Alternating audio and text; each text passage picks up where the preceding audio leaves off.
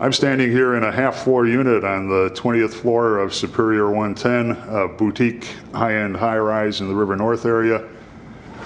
Panning around at these dazzling views until I encounter Greg Eldridge. Hi, Greg. Hi, Joe. How are you? I'm good. You know, Greg, I've been recently up to the rooftops of some of the giant high-rises in Chicago and seen the dazzling views from up there, and these are dazzling too, from a different perspective. Yeah, I mean, one of the cool things about Superior 110 is it's, for this area, a very tall building. It's 27 floors.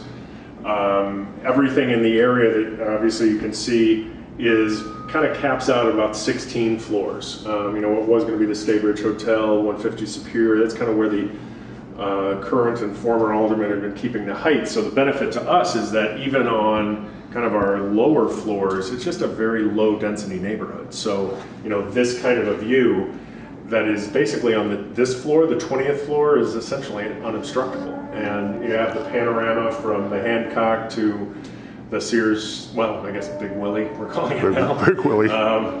Is pretty rare. And this is one of our half-floor residences, 3 bedrooms, 3 full baths, 2,550 square feet. Everything you see in this residence is exactly standard. So there's nothing in here, well, I should say with the exception of 3 things that are upgrades. We did some speakers in the ceiling. Now, speaker wiring is traditionally included in all rooms. Some closet organization, and then I'll go push a little magic button and look what happens to the windows. We got this fun little toy. These motorized remote control window treatments. The wiring is there in all the units for these, but having this was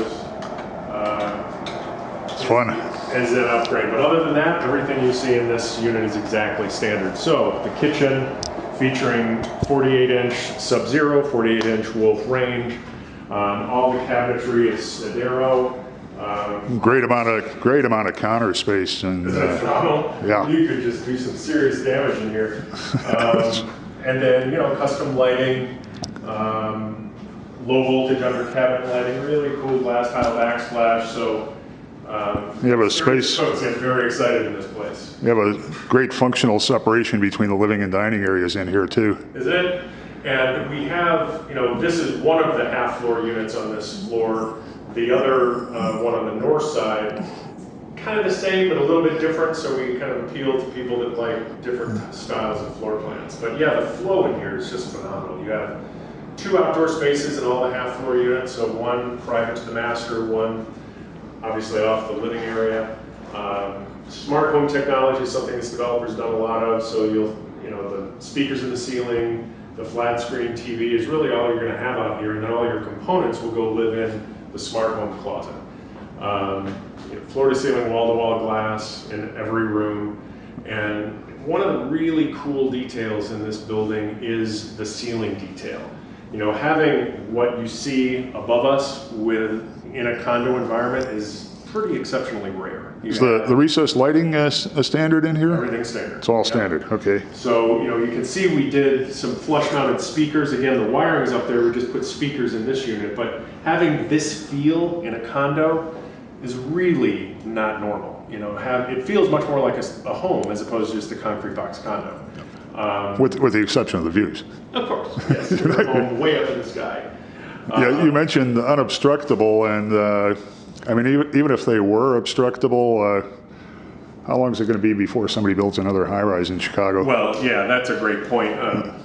Just per se, new construction condominiums of this size are going to be a while, but when you look at stuff in close proximity to Superior 110, there's just not a lot of opportunity to build. There's new buildings around, and the alderman prior to the current one was very firm about keeping like a 16-floor height cap, and the current alderman is even less developer friendly than the former one. So, you know, that's likely to be kind of where it's at. But you look around us, there's a few little lots, but no big lots. So a developer being able to go very vertical on a small lot is a very tall task, so to speak.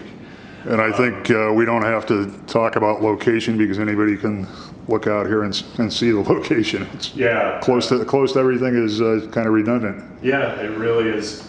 a beautifully, it's kind of central river north, a few blocks from Michigan Avenue, a few blocks from the river, a few blocks from the Art District. And you notice about 2 blocks east, the density is really high. 50-story buildings are very much the norm. Being this couple blocks this way allows for these sweeping views, which, and the nighttime view up here is just sick. It's really, really cool. And a little later in the afternoon, it's going to be better too, because the midday sun is just coming around to highlight these buildings. Isn't that the best though? Looking this way, late in the afternoon, right about when the sun goes down, is one of the cool views in the city. Having that dark sky in the background with the sunlight highlighting the fronts of the buildings, one of my all-time favorites. Start views. getting those richer colors from the evening sun. Absolutely.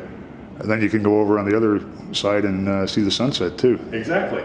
All in the same residence. Yep. Why don't we go explore some bedrooms?